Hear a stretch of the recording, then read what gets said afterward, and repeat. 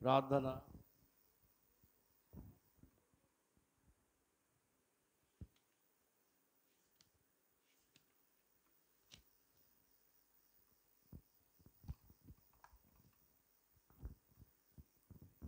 దయాళుదువైన మా తండ్రి, ప్రార్థిస్తున్నాం. మరొకసారి నీ సరి నిలబడి భాగ్యం ఇచ్చావు. నీ లేఖనము ధ్యానిస్తుండగా దీవించమని, మహిమ ఘనత కీర్తి ప్రభావాన్ని మీరే పొందుకొని కూడి వచ్చిన బిడ్డలు నీ ఆత్మతో నింపి దీవించమని యేసు నామమున అడుగుచున్నాము తండ్రి, ఆమేన్. ప్రభునందు ప్రియులారా, ప్రభు నేసిన కృపా సమాధానం మీకు కలుగునుగాక, ఆమేన్. కూర్చుందాం.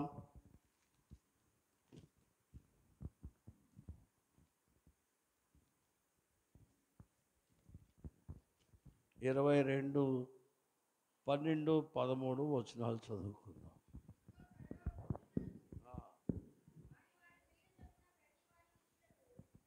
వాని వాని క్రీడు చొప్పున ప్రతి వానికి ఇచ్చుటకు నేను సిద్ధపరచిన జీతము నా యొద్ద ఉన్నది. దేవుని స్తోత్రం.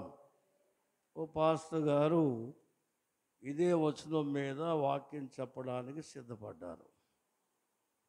బాగా రాసుకున్నారు, ప్రసంగం బాగా రాసుకొని చక్కగా బైబిల్లో పెట్టాడు.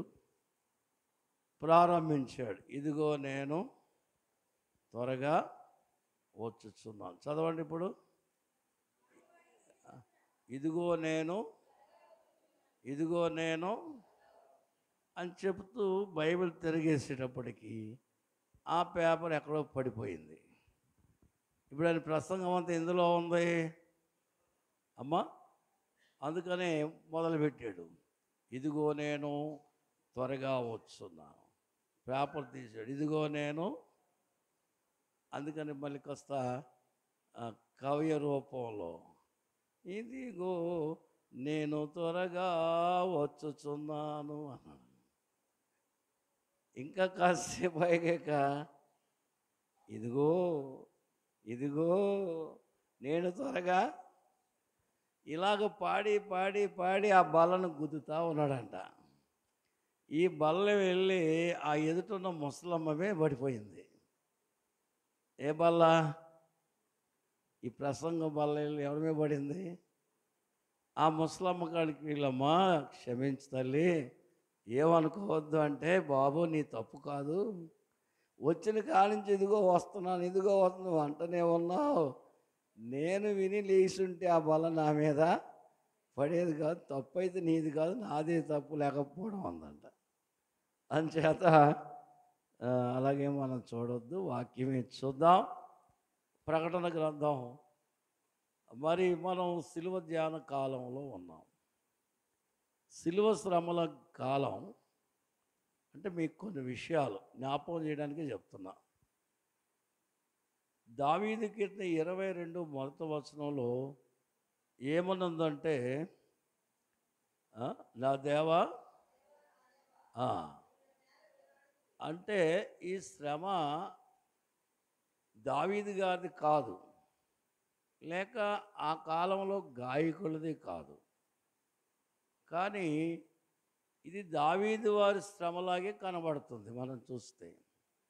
కానీ ఇది ఎవరి శ్రమ అంటే, స్వయముగా అనుభవించిన అనుభూతిని చూపించేది సిలువ. అది మరి వారి కాలంలో ప్రభు సిలువేయబడ్డా లేదు, కానీ వారు చూసినట్టుగానే అందులో ఏముందండి, ఆయన ఇదిగో నా చెయ్యి నీవేళ నన్ను అంటే, చూడండి అక్కడ ఆ మాట ఉంటుంది, చదవండి.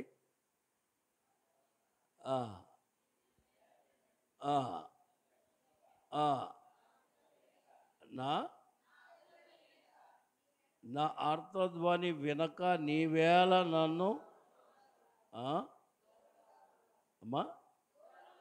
ఒక్కరు చదివితే నాకు అర్థం అవుతుంది, మీరు ఎవరు ఒకరు బయట చదివి తక్కువ మామూలు చదవండి.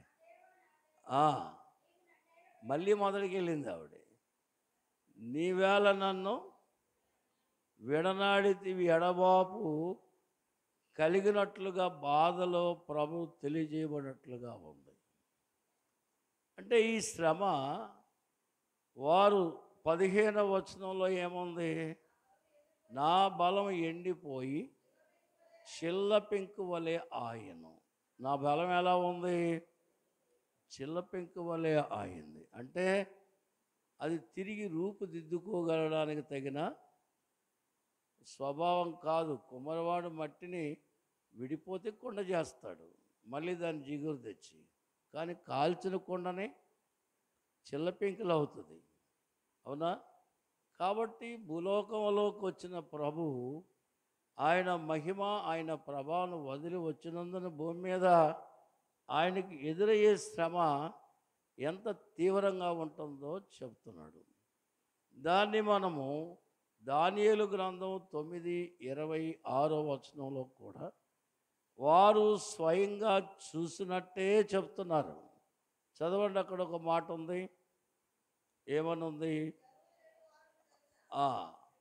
పిమ్మట ఏమీ లేకుండా అభిషిక్తుడు నిర్మూలము చేయబడును. అంటే దానియేలు అనుభవంలోకి వచ్చినప్పుడు కూడా తానే చూసినట్టు కనబడుతుంది ఈ శ్రమ. దేవుని స్తోత్రం. మరి ఇప్పుడు మన కాలంలోకి వస్తే అపోస్తలుడు పౌలు ఏమంటున్నాడు చూడండి. మేము సిలువ వేయబడిన క్రీస్తుని ఎవరిని ప్రకటిస్తున్నాం? సిలువ వేయబడిన. మరి 1 కొరింథీ 2:2లో ఏమంటున్నాడు? మీ మధ్య నాకు మీకు సంబంధం కలిగించింది సిలువే. సిలువ తప్ప నేను మీ మధ్యన దేనిని ఎరగను. ఎలాంటి శరీర సత్సంబంధాలు ఏమీ లేకపోయినా సిలువ మనకి ప్రామాణికమై ఉన్నది అంటున్నాడు పౌలు. దేవుని స్తోత్రం.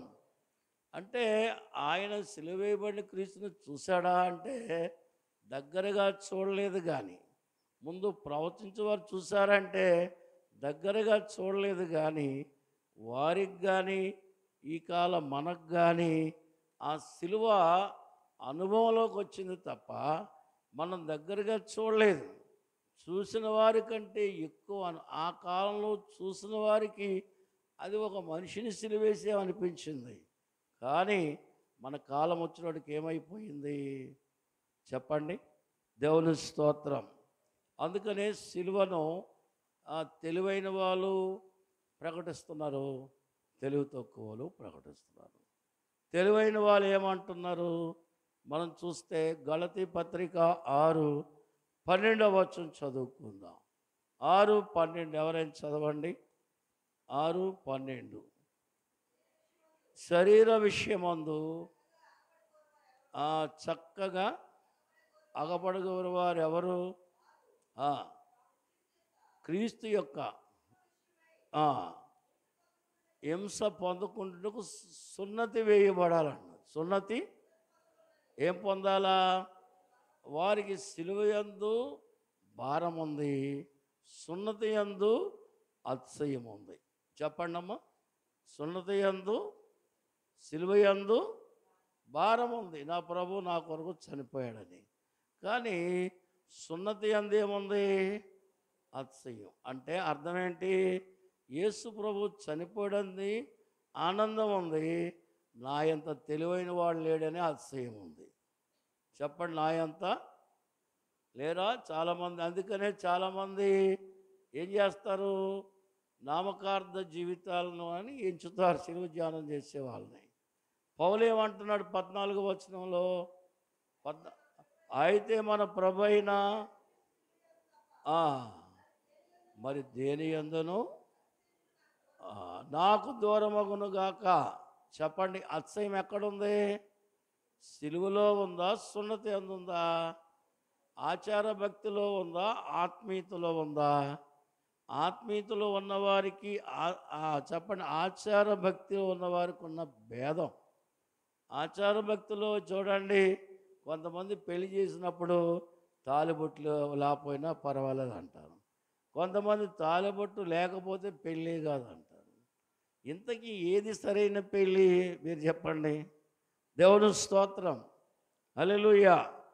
అలాగే కొంతమంది బాప్తిస్మము చూడండి, రక్షణ సైన్యం వారు జెండా నుండి జెండా కింద నుంచి వెళ్ళిపోతే వాళ్ళు ప్రార్థన చేస్తారు, వారికి నీటి బాప్తిస్మం అక్కర్లేదు.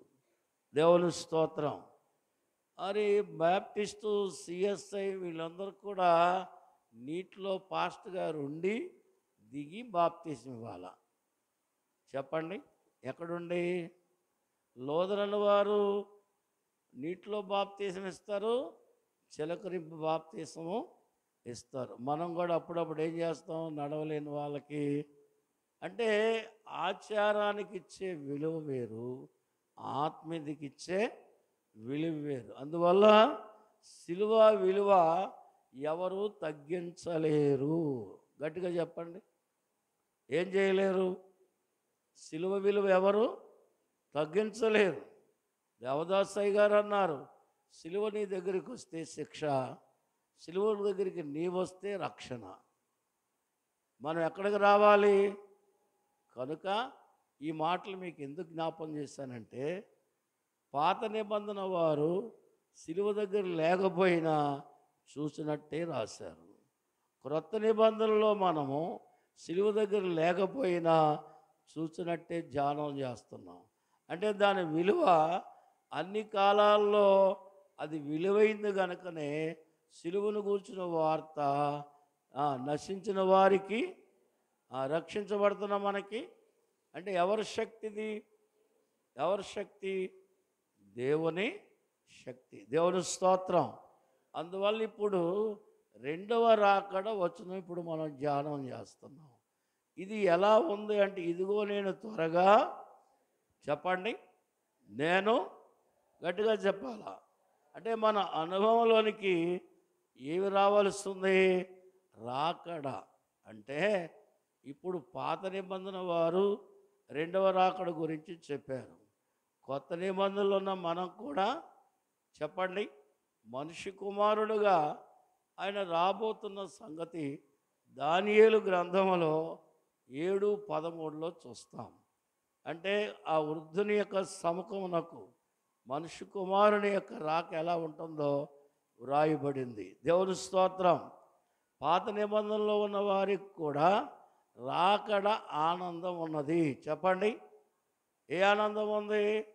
పాత నిబంధన వారికి రక్షణ ఆనందం ఉంది, రాకడ ఆనందము ఉంది. ఇప్పుడు మనకి రక్షణ ఆనందం ఉండాలి, తర్వాత రాకడ ఆనందం ఉండాలి. అందుకే పౌలు ఆయన చెప్తున్నాడు ఒక మాట, 1 కొరింథీ 4:5 వచనంలో, ఏ ఒక్కరికైనా మనందరికైనా ఎవరికైనా ఏముంటుందో చెప్తున్నాడు.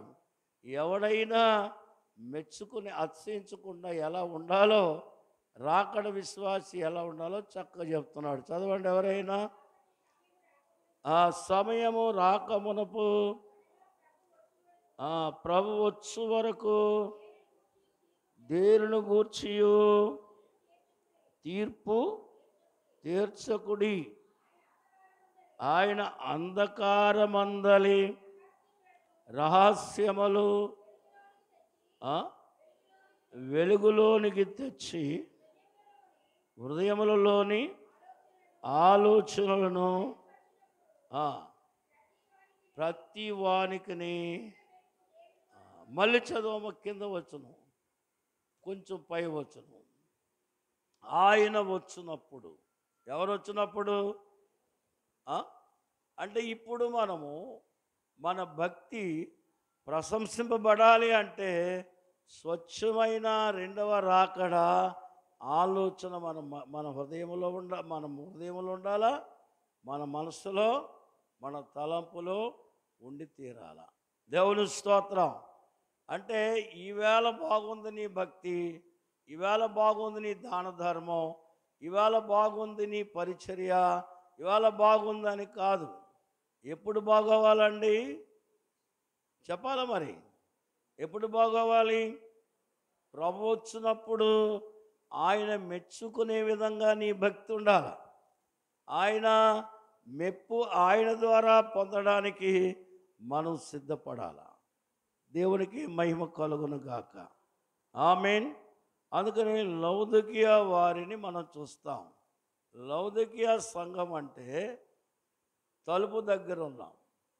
తలుపు ఎంతసేపు తీస్తారు? గంట 2 గంటల.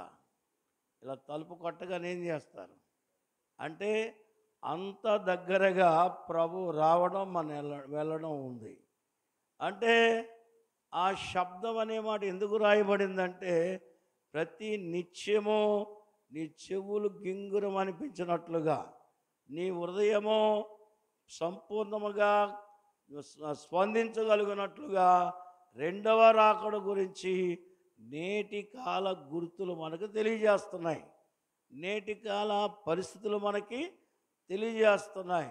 నేటి కాల వ్యక్తుల యొక్క విరక్తి భావాలు మనకి తెలియజేస్తున్నాయి. అన్ని మతముల వారు క్రైస్తవ మతం మీద దండెత్తే కాలం ఇది. అన్ని మతముల వారికి నిలదొక్కుని సమాధానం చెప్పే కాలం కూడా ఇదే.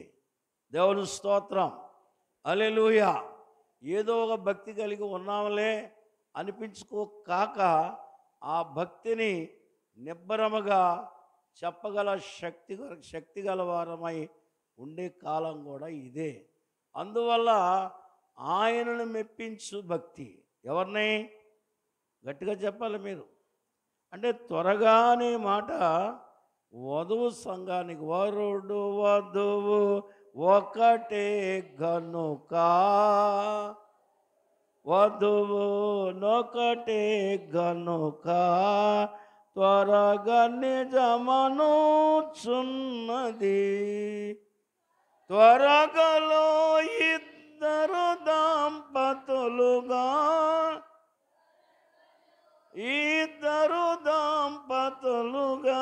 పరుగుచుండ్రనుచున్నది. నిరుకు బ్రతుకనుచున్నది. నిరుకను నది వధువు సంఘము. దేవునికి మహిమ కలుగును గాక. చెప్పండి. వధువు వరుడు ఒకటే గనుక. ఏంటి ఒకటి? పరలోకములో ఉన్న ఆయన భూమి మీద ఉన్న సంఘాన్ని తీసుకెళ్ళే మనసును బట్టి ఆయన పరలోక పనులన్నీ చక్కబెట్టుకొని ఒక అడుగు బయట పెట్టాడు. ఇవాళ భూలోకంలో ఉన్న సంఘము గుర్తులన్నీ గుణించుకొని జరుగుతున్న సంశోధన పరిస్థితులన్నీ ముందు పెట్టుకొని ఈ లోకమునకు దూరంగా ఒక అడుగు వేస్తుంది. అడుగు తీస్తే ఒక అడుగు ఇలా బయట పెట్టామనుకోండి, రెండో అడుగు ఎంతసేపు తీస్తాం? ఆయన అదే పని మీద ఉన్నాడు, సంఘము. అందుకని ఆయన సంఘం ఏమన్నారు? ఒకే రకంగా. అంటే అందుకని ఇదిగో నేను త్వరగా. ఆ మాట ఈరోజు మనకు వినబడుతున్నప్పుడు ఆత్మపూర్ణులైనట్లయితే ఉత్సాహపడతారు. నా ప్రభువచ్చు సమయం వచ్చేసింది, నా ప్రభువచ్చు. ఇదిగో ఈ రోజున విశ్వాసరావు నీ పీక తీసేస్తారన్నారు. నా ప్రభు నా మనసులో ఏముంది? ఆయన రాకడం ఉంది, కానీ ఈ కత్తి మీద నాకెందుకు మనసు? ఈ గాయం మీద నాకెందుకు మనసు? ఈ ఆపద మీద నాకు వస్తాయి, ఇది లోకములో వస్తాయి, కానీ వాటిని తప్పించేది రెండవ రాకడ. దేవుని స్తోత్రం. నా సిద్ధపాటు ఎగిరి వెళ్ళడానికి, నేను హతసాక్షి అవ్వడానికి కాదు, నేను అమర్చుకున్నాను ఆయన వరాలు. అందుకని కత్తి, తుపాకీ, బాంబు, కత్తి తుక్కు అయిపోతాయి, అవి మనకు అడ్డేమి కావు అని చెప్పాలి. అది లౌకిక సంఘం యొక్క సారాంశం అని మీకు చెప్తున్నాను. గురుతులను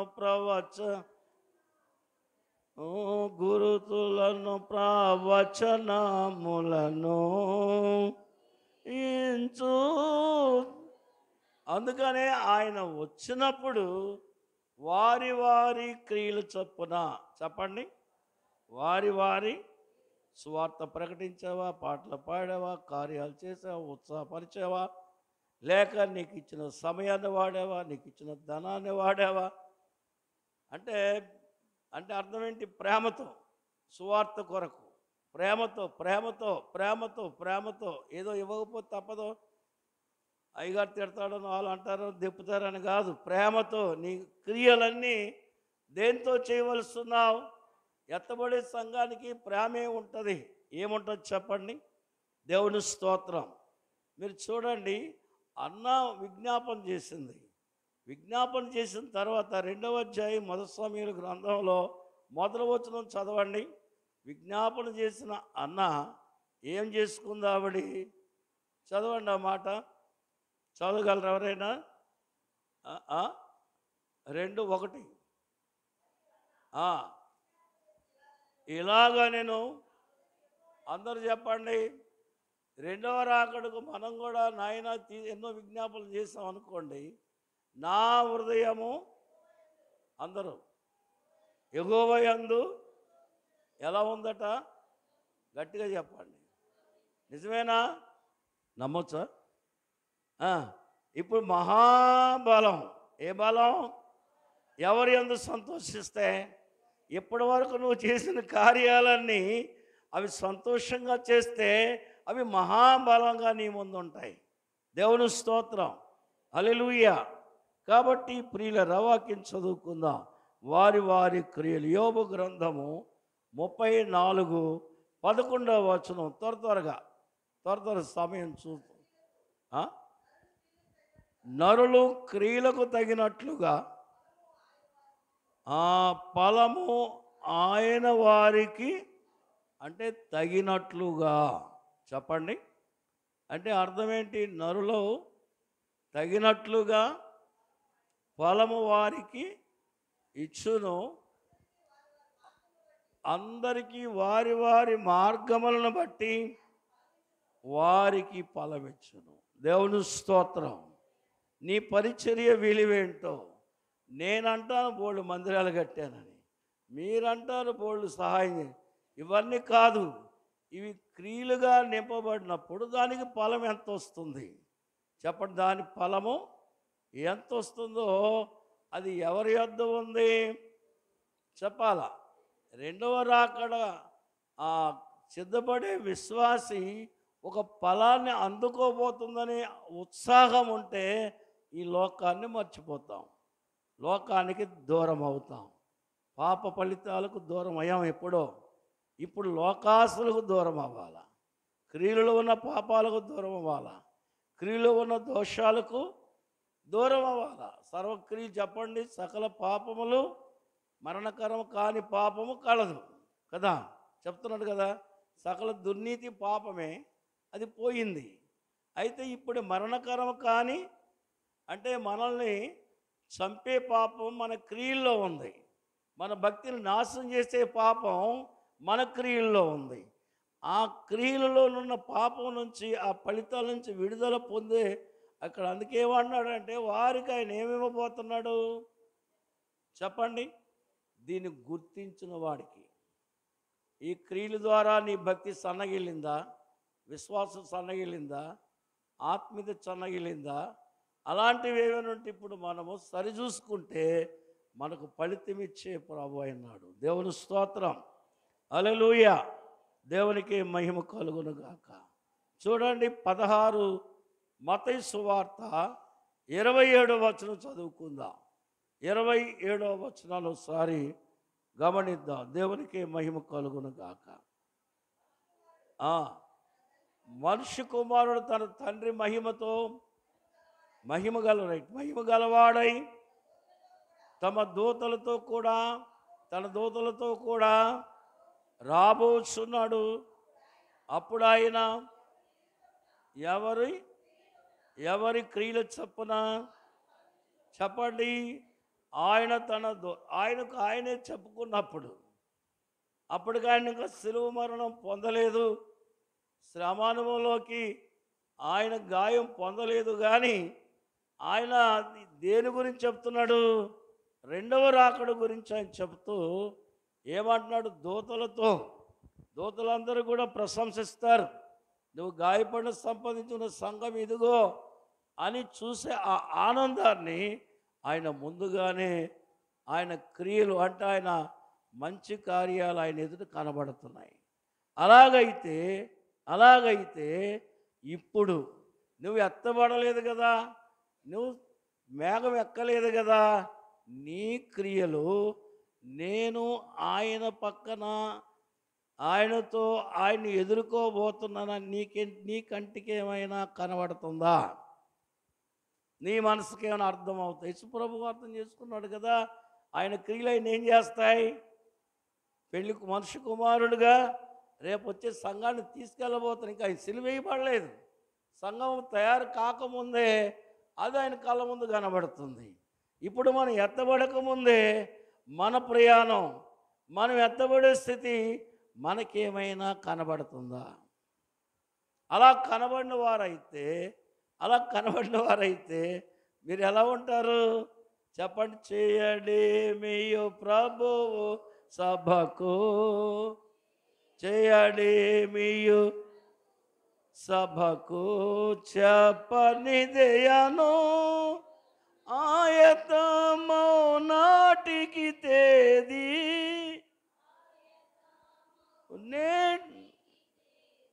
అందునగుచూ మాయలేదను హాయిగాయను. ఆయన నాకు చెప్పకుండా ఏమి అంటే నీ క్రియలు, నీ ఆలోచనలు ప్రభువచ్చు రాకడకి ఆయన ఎలా చెప్పగలుగుతున్నాడు? ఎత్తబడే అనుభవం నాకు అలాగే ఉందని రుజువు చేసుకున్నప్పుడే ఆ సంతోషం ఉంటుంది. అలాంటి వారికి ఆ తేదీ అందుద్ది, అలాంటి వారికి ఆ సందర్భం అందుద్ది. లేకపోతే దేవుని స్తోత్రం. చూడండి మత్తయి చూడండి, దావీదు కీర్తనలో 62వ కీర్తన ఒక మాట చదువుదాం. 12వ చదువుదాం. 12వ వచనం త్వరగా 12వ చదువుకుందాం. 12వ వచనం దావీదు కీర్తన నుండి, ప్రభువా మనుషులందరికంటే వారి వారి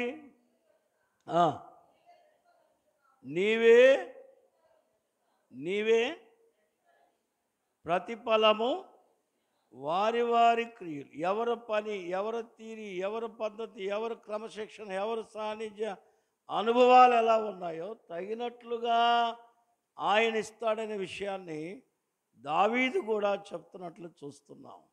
అందుకని క్రియలు అంటే క్రియలకు ఫలితం వచ్చే సమయానికి మనం ఆసన్నమయ్యాం. అందుచేత ఏమంటున్నాడు? ఇదిగో నేను త్వరగా. అందుకని మనం ఏం చేయాలి చెప్పండి? మా చిన్నప్పుడు పెద్దలు సంతకి వెళ్ళేవాళ్ళు, చిన్నపిల్లలు అందరూ ఊరు బయట వచ్చి నిలబడేవాళ్ళం. ఎందుకంటే ఆ సంతకి వెళ్ళి వచ్చేవాళ్ళు అరటిపళ్ళు, నెయ్యి ఉండలో ఏవైనా తెచ్చేవాళ్ళు మాకు. అవి తెస్తారని ఎదురుగా నిలబడేవాళ్ళం. తేగానే పట్టుకొని వచ్చి ఆనందపడిపోతుండే వాళ్ళం. దేవుని స్తోత్రం. మా ఊర్లో ఒక చెట్టు ఉంది, ఆ చెట్టుకి దండం పెట్టేవాళ్ళు అందరం. మేము త్వరలో కూర్చుండే వాళ్ళం. అక్కడ ఏదైనా పెట్టి దండం పెట్టి వెళ్ళిపోతే మేము తినేసేవాళ్ళం. ఓసారి ఏమైందంటే ఒకడు దండం పెట్టుకుంటున్నాడు, మేము మంచి పదార్థం అది, ఈడు తీసుకుంటాడు ఆడు తీసుకున్నాడని చెప్పి నేను గబుకుని తీసేసి త్వరలో కూర్చొని తింటా. నేను కూర్చున్నా, ఆడు చూశాడు, లేచాడు, కనబట్టలా. ఏమైపోయింది? అమ్మ మాయమ్మ మాయమ్మ మాయమ్మ మాయమ్మ అని గుండె బాదుకుంటున్నాడు. బాదుకొని ఇంటికి వెళ్ళిపోయాడు. వాళ్ళ ఆవిడ బిందెతో మొరాట పట్టుకొని వచ్చేసింది. ఏం తినేసిందని చెప్పండి? ఎందుకంటే వెళ్ళిపోయాం. దేవుడి స్తోత్రం. ఫలితాలు లేని క్రియలు ఇవి. కనుక మంచి క్రియలు నీవు జరిగించే వాటికి ఫలితం ఉందనే సత్యాన్ని ప్రభు తెలియజేస్తున్నాడు. కనుక మనము ఫలితార్థమైన భక్తి కానీ పనికి మాలిన భక్తి కాదు.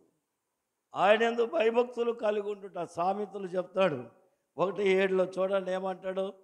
1:7 వచనంలో సొలొమోను చెప్తున్న మాట విందాం. యెహోవా యందు కలిగి ఉండుట తెలివికి, తెలివి గలవాలేనా, తెలిసిన వారేనా, యేసయ్య వస్త్రాలను ఎరిగిన వారైనా వస్త్రాలను సిద్ధపడ్డామా, తెలివి తక్కువగా ఉన్నామా? ఏమో చెప్పండి. తెలివైన వాళ్ళమా? ఎంతమంది తెలివైన వాళ్ళు చేయొద్దండి. నాకు యేసుప్రభు వస్తే ఇప్పుడే వెళ్ళిపోతానని. అయ్యో, ఒక కావలేసింది, ఎవరో కావం చేయెత్తింది. వెళ్ళిపోతామా? ఇప్పుడు వస్తే, ఈ క్షణం వస్తే గట్టిగా చెప్పాలా? మేఘములపై వరుడు క్రీస్తు వేగముగానే రాగానే, మేఘములపై మేఘమీదికి వెళ్ళి నేను హల్లెలూయా. మేఘమీ అంత సరదా ఉండాలండి ఈ వచనం చదివేటప్పుడు. ఇవాళ సంఘానికి ఏమో చెప్పండి, సరదా లేని భక్తి. దైవజనులు అన్నారు, దైవ సన్నిధిలో ఉంటే సరదా ఉండాలి, దానికి ఒక పరదా ఉండాలి అన్నాడు ఆయన. దేవుని స్తోత్రం. పరద ఎందుకు? అడ్డుకట్టుకుంటాం. నీ భక్తి లోకానికి కనబడలేకుండా, నీ భక్తితో దేవుని మాటలు గ్రహించినట్లు ఆయన కనబడుతూ ఉండాలి, లోకానికి మొరుగ్గా ఉండాలి. దేవుని స్తోత్రం. సరదా లేదు, పరదా లేదు. ఏమో వచ్చాం, గుడికి వచ్చాం, కానుక ఇచ్చాం, వెళ్ళిపోయాం. చెప్పండి, ఆ కానుక ఈ కానుక మీ కానుక పాడుగానే ఎవరికి కావాలా? మీ భక్తి ఎదగనప్పుడు, మీ ఆత్మీయత ఎదగనప్పుడు, మీరు ఆ మనసు రానప్పుడు, ఇన్నాళ్ళు విన్నా కానీ నేడే ప్రభు వస్తాడు, నేను వెళ్ళిపోవాలి అని ఎప్పటికప్పుడు ముస్తాబు కాకపోతే రేపు ప్రభు వచ్చిన తర్వాత ఏమైపోతాం చెప్పండి? ఇంతకాలం భక్తిగా ఉండి తెలివి తక్కువలైపోతాం. మనం తెలివైన వాళ్ళమా, తెలివి తక్కువ వాళ్ళమా? తెలివి తక్కువ ఒకడు ఉన్నాడు భూమి మీద. ఎవడాడు? వాడి పేరు ఒకసారి చెప్పండి మీ నోటితో. సైతాన్ తప్ప తెలివి తక్కువడు ఎవడు లేడు. ఉన్నాడు ఎవడైనా? లేదు. మరి మీరు తెలివైన వాళ్ళ తెలివి తక్కువాలా? మీకు తెలివి ఉంటే ఏం చేయాలి? నేడే ప్రభువు వస్తున్నాడు. దేవుని స్తోత్రం. కనుక ప్రభునందు ప్రియులరా, చూడండి, ఒక వచనం చదువుదా. లూకా సువార్త 17వ అధ్యాయము 11వ వచనం చదువుదా. 11 త్వరగా చదివేయండి.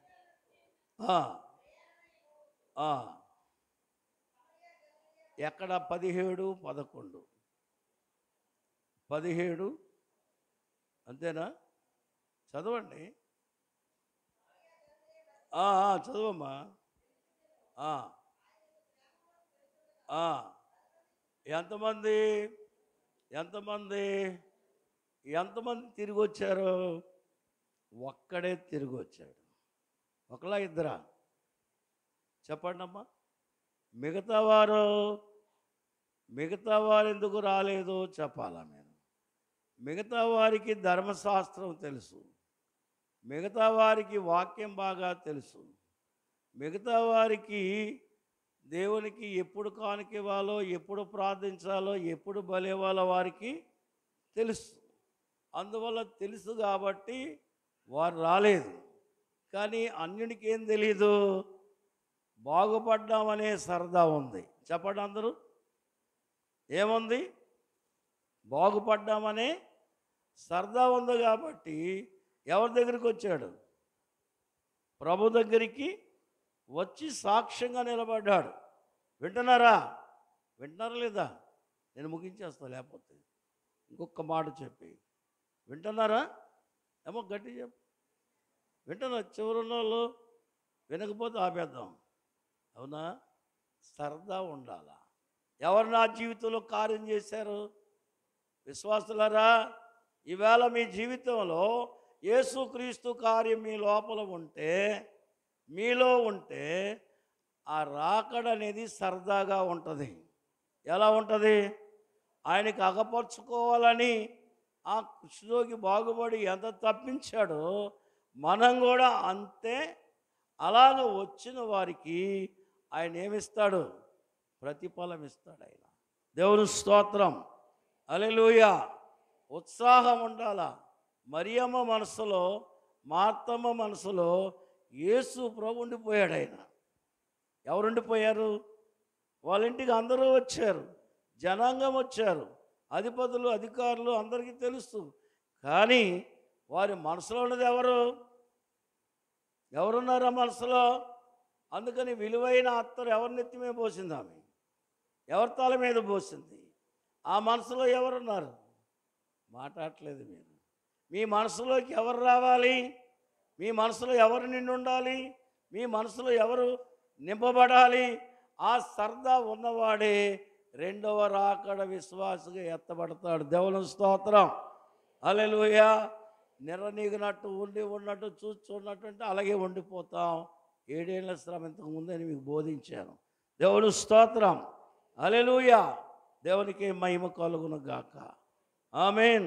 27వ వచనంలో యేసు ప్రభు చెప్తున్నాడు, ఏమని చదవండి ఇప్పుడు.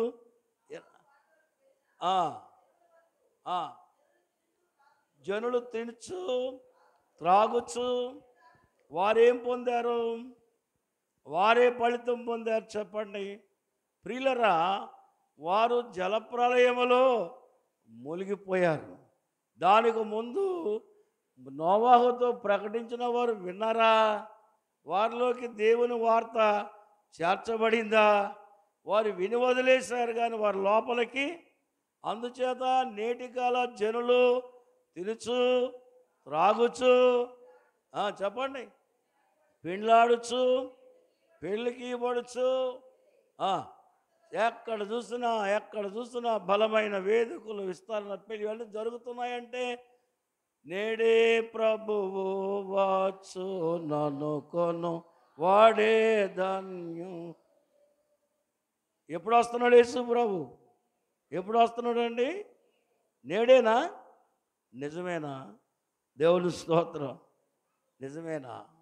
అందుకే పౌలు అంటాడు 2 కొరింథీ పత్రికలో 4:6 అంటాడు, పానార్పణముగా పోయబడ్డాను, విశ్వాసాన్ని కాపాడుకున్నా, నా పరుగు చెప్పండి మంచి పోరాటం పోరాడా.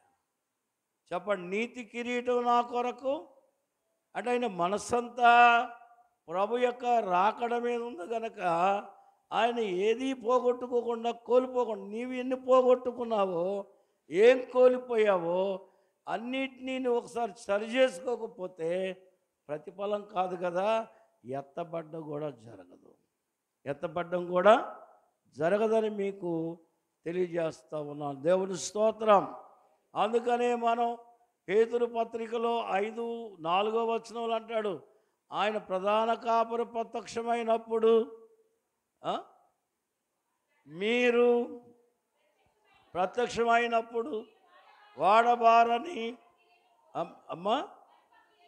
ఏం పొందుతాం?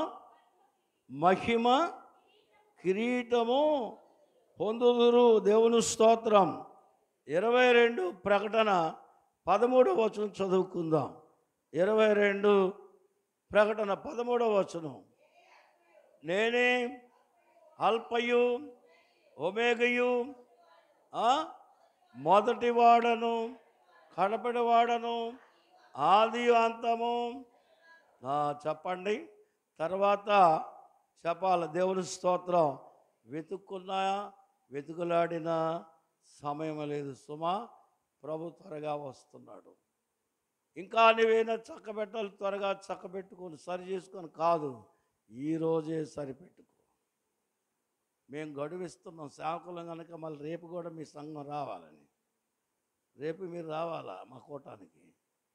యేసు ప్రభు గడువట్లా, ఇవాళే వస్తాడు ఆయన. ఈ క్షణమే వస్తే ఇక్కడి నుంచే వెళ్ళగలిగిన, ఈ స్థలం నుంచి వెళ్ళగలిగినట్లు ఉండాలి. అది రెండవ రాకడ యొక్క సంతోషం. అలాంటి వానికి ఏమొస్తాయి? ఫలం. అందుకని 20వ వచనంలో ఏముంది చెప్పండి? ఇదిగో నేను త్వరగా ఈ సంగతులు అవును త్వరగా వచ్చున్నాడని. ఆమేన్. ప్రభువైన యేసు, అందరు చెప్పండి, ప్రభువైన రామను. కాబట్టి ప్రియులరా, ఇవాళ జరుగుతున్నటువంటి ప్రతి విధమైన రాకడ గుర్తులు చూస్తే వచ్చేయమని చెప్పాలా, తర్వాత రమ్మనాలా? చివరి ప్రసంగం వచ్చుచున్నాను అంటున్నాడు. చివరి ప్రార్థన ఏంటి? ఇంక మనకు ప్రార్థన లేవు. ఏంటా ప్రార్థన? ప్రభైన యేసు ఆ? త్వరగా రమ్ము. ఒక ఆవిడ అందంట, అయ్యగారు అప్పడాలు ఎండబెట్టానండి, ఇప్పుడు యేసు ప్రభు వస్తే ఎలా ఉందంట ఆవిడ అప్పడాల కోసం ఉండిపోవాలి. ఆయన మనకు కొన్ని పనులు ఉన్నాయి, పిల్లకి పెళ్లి చేయాల, ఉద్యోగం రాలా, ఇవన్నీ వద్దండి. వాళ్ళు కూడా పెళ్లి కుమార్తెగా మారిపోతారు. నీవు సిద్ధపరిస్తే అందరూ యవనులు, వృద్ధులు, బాలురు అనే భేదం లేకుండా అందరూ మేఘం ఎక్కుతారు. దేవుడు దీవించును గాక. అందువల్ల మనము ప్రభువైన యేసుక్రీస్తు రెండవ రాకడ విషయంలో నిర్లక్ష్యం వహించక, ఎదురు చూసే వారంగా లేక ఎత్తబడి ఈ నిమిషమే అనేటువంటి ఉత్సాహం, సంతోషాన్ని నింపుకొని ఎదురు చూసే భాగ్యం దేవుడు అనుగ్రహించును గాక. ఆమేన్. ప్రార్థన చేసుకుందాం. పరిశుద్ధుడు అయిన తండ్రి, నీ గొప్ప నామమునకు వందనాలు చెల్లిస్తున్నాం. నీ రెండవ రాకడ కాలములో ఫలితం నీ దగ్గర ఉంది, ప్రయాస మా దగ్గర ఉంది. మాకు ప్రయాసనిచ్చిన దేవ ఆత్మ తండ్రి, ఫలితార్థమైన జీవితం కూడా ప్రసాదించి ప్రతి బిడ్డను బలపరచుమని యేసు నామమున అడుగుచున్నాము తండ్రి. ఆమేన్. ఆమేన్.